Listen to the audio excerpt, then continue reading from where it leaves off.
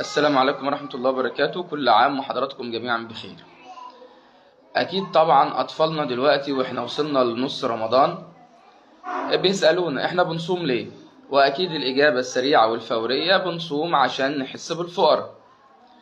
طيب إحنا اتفقنا في فيديوهات قبل كده إن الإجابة دي خاطئة، وإن أنا ما ينفعش أقول للطفل أبصوم عشان بحس بالفقر، لأن الفقراء أوريدي بيصوم.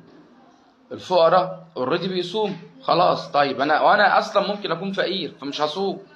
فالاجابه خاطئه جدا وبتعمل مشاكل بعد كده في تفكير وفهم الطفل. الاجابه الصحيحه ايه؟ احنا بنصوم في شهر رمضان عشان ربنا امرنا بالصيام. يبقى اول حاجه احنا بنصوم ليه؟ عشان طاعه ربنا، بنسمع كلام ربنا زي الصلاه زي الزكاه، ده فرض من فروض الاسلام، فاحنا بنطبق فرض ربنا. طيب ايه الحكمة من الصيام؟ احنا بنصوم ليه؟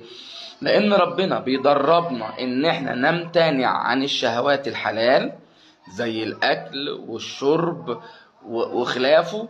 نمتنع عن الشهوات الحلال اللي ربنا محللها لينا، بندرب جسمنا بندرب نفسنا على الامتناع عن الشهوات الحلال وهي قدامنا، عشان بعد كده يبقى عندي قدرة ان انا امتنع عن الشهوات الحرام، القتل والسرقه و يبقى الحاجه قدامي وحلال وربنا محللها عليا، بس